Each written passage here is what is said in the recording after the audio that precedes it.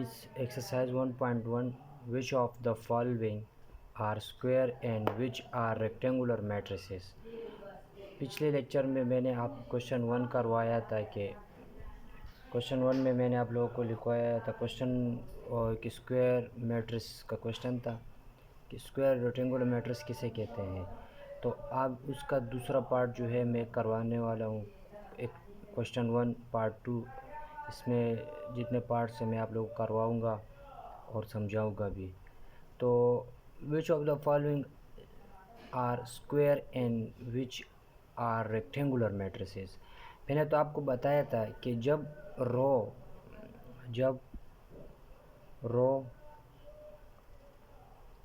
और column row इस तरह होता है मैट्रिक्स में और कॉलम इस तरह होता है, सही है। तो मैंने आपको बताया था कि जिसमें रो और कॉलम सेम हो, मीन के टू कॉलम्स है, तो इसको हम स्क्वायर मैट्रिक्स कहेंगे।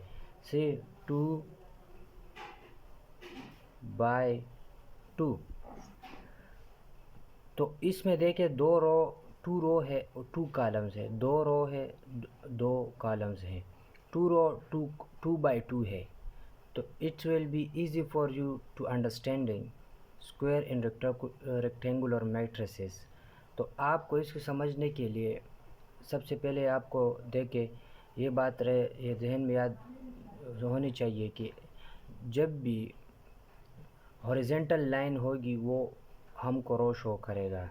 जिस तरह यहाँ पे देखिए इस क्वेश्चन बी में, जो बी मैट्रिक्स है, इसमें हॉरिजेंटली 2 रो है हमारे पास, और हमारे पास कॉलम 1 2 और 3 कॉलम्स है। तो आपको इससे पता चल रहा है कि इसमें 2/3 आ रहा है, 2/3।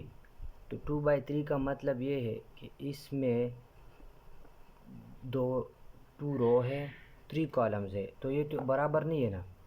मैंने कहा था कि रो और कॉलम जब बराबर हो, इक्वल हो, तो हम उसको स्क्वायर मैट्रिक्स कहेंगे। अब इसमें बराबर नहीं है तो हम इसको रेक्टेंगुलर मैट्रिक्स कहेंगे।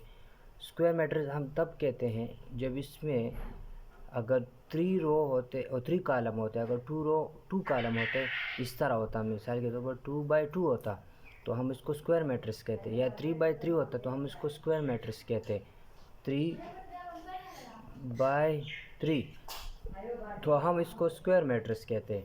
लिहाजा तो अब देखिए इसमें मैं आपको बी मैट्रिक्स करवाता हूँ। मैट्रिक्स बी देखिए 6 3 -1, फर्स्ट रो में हमारे पास 6 3 -1 आ गया, सेकेंड रो में हमारे पास 1 2 5 2 आ गया। ये हमारे पास मैट्रिक्स बी है।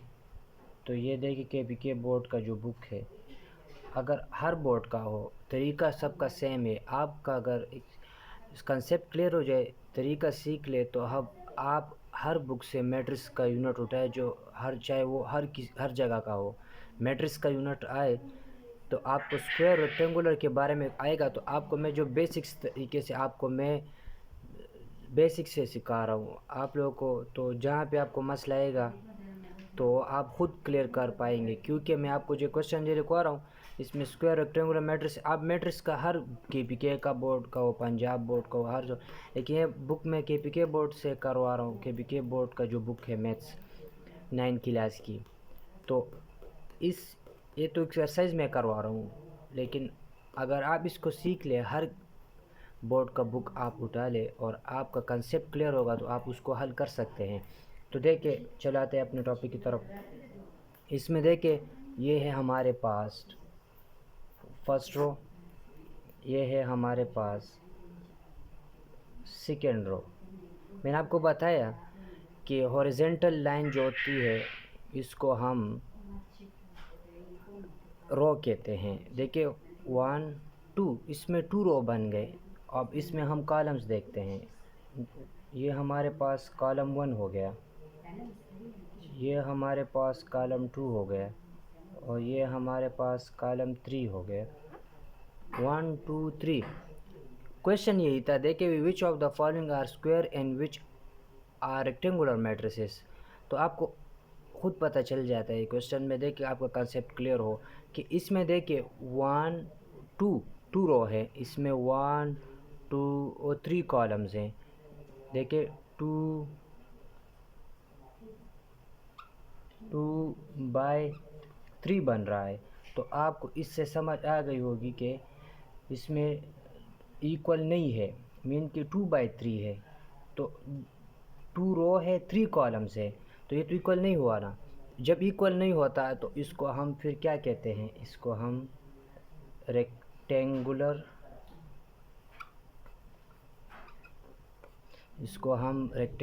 मैट्रिक्स कहेंगे।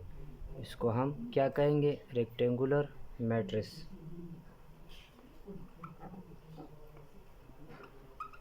ये मैट्रिसेस का यूनिट है, इसमें आपको मैं सारी एक्सरसाइज करवाऊंगा, लेकिन आपको ये ध्यान में रखना चाहिए कि आपका कंसेप्ट क्लियर होना चाहिए। आपका कंसेप्ट क्लियर होगा तो आप क्वेश्चन पे समझ पाएंगे, आप खुद पर आगे सारे क्वेश्चन कर पाएंगे।